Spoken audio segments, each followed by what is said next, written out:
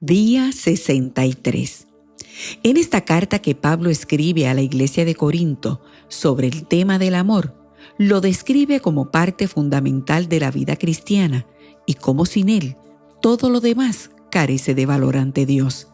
En adición, en su enseñanza sobre los dones espirituales, recalca que deben usarse con amor, entendimiento y en orden, siempre buscando edificar al cuerpo. Hoy nos corresponden los capítulos 13 y 14 de Primera de Corintios. Disfrutemos esta lectura y seamos edificados con ella. Capítulo 13. La preeminencia del amor. Si yo hablase lenguas humanas y angélicas y no tengo amor, vengo a ser como metal que resuena o címbalo que retiñe. Y si tuviese profecía y entendiese todos los misterios y toda ciencia, y si tuviese toda la fe, de tal manera que trasladase los montes y no tengo amor, nada soy. Y si repartiese todos mis bienes para dar de comer a los pobres, y si entregase mi cuerpo para ser quemado y no tengo amor, de nada me sirve. El amor es sufrido, es benigno. El amor no tiene envidia. El amor no es jactancioso, no se envanece, no hace nada indebido, no busca lo suyo, no se irrita, no guarda rencor, no se goza de la injusticia, mas se goza de la verdad. Todo lo sufre, todo lo cree, todo lo espera, todo lo soporta. El amor nunca deja de ser, pero las profecías se acabarán y cesarán las lenguas y la ciencia acabará. Porque en parte conocemos y en parte profetizamos, mas cuando venga lo perfecto, entonces lo que es en parte se acabará. Cuando yo era niño, hablaba como niño, pensaba como niño, juzgaba como niño. Mas cuando ya fui hombre, dejé lo que era de niño. Ahora vemos por espejo oscuramente, mas entonces veremos cara a cara. Ahora conozco en parte, pero entonces conoceré como fui conocido.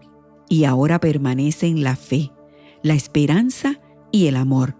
Estos tres, pero el mayor de ellos es el amor.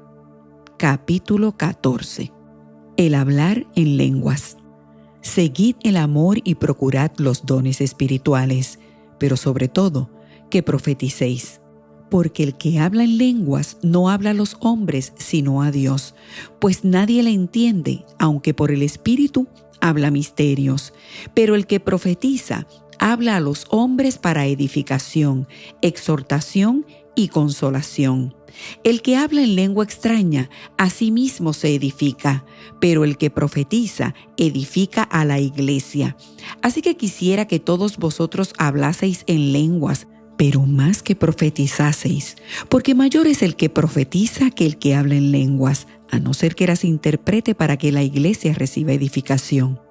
Ahora pues, hermanos, si yo voy a vosotros hablando en lenguas, ¿qué os aprovechará si no os hablare con revelación o con ciencia o con profecía o con doctrina? Ciertamente las cosas inanimadas que producen sonidos, como la flauta o la cítara, si no dieren distinción de voces, ¿cómo se sabrá lo que se toca con la flauta o con la cítara? Y si la trompeta diere sonido incierto, ¿quién se preparará para la batalla? Así también vosotros, si por la lengua no diereis palabra bien comprensible, ¿cómo se entenderá lo que decís? Porque hablaréis al aire. Tantas clases de idioma hay, seguramente en el mundo, y ninguno de ellos carece de significado. Pero si yo ignoro el valor de las palabras, seré como extranjero para el que habla, y el que habla será como extranjero para mí. Así también vosotros, pues que anheláis dones espirituales, procurad abundar en ellos para edificación de la iglesia. Por lo cual, el que habla en lengua extraña, pida en oración poder interpretarla.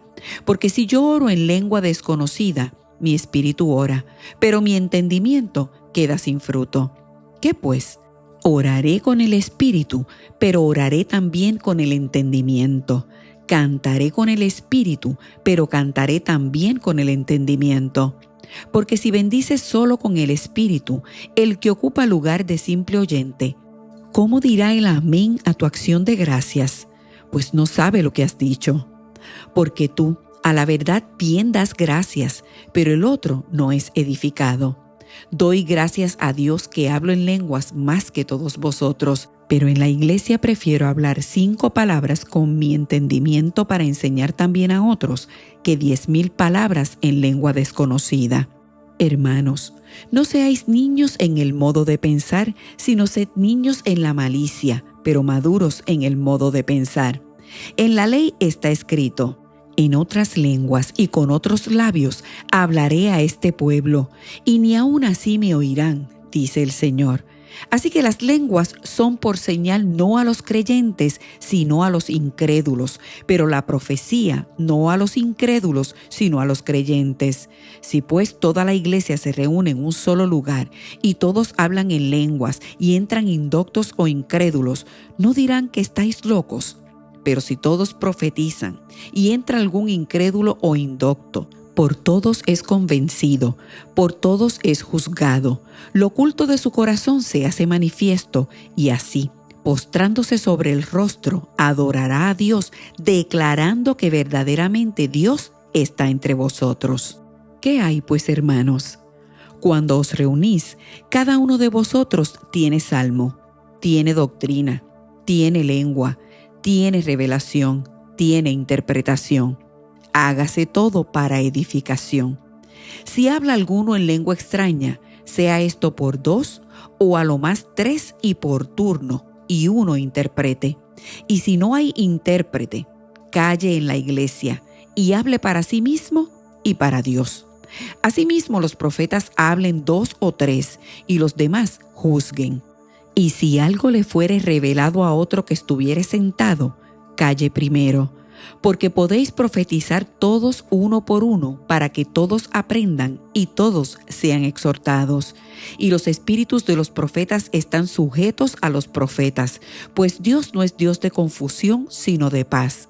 Como en todas las iglesias de los santos, vuestras mujeres callen en las congregaciones, porque no les es permitido hablar, sino que estén sujetas como también la ley lo dice. Y si quieren aprender algo, pregunten en casa a sus maridos, porque es indecoroso que una mujer hable en la congregación. ¿Acaso ha salido de vosotros la palabra de Dios, o solo a vosotros ha llegado? Si alguno se cree profeta o espiritual, reconozca que lo que os escribo son mandamientos del Señor, mas el que ignora, ignore. Así que, hermanos, procurad profetizar y no impidáis el hablar en lenguas, pero hágase todo decentemente y con orden.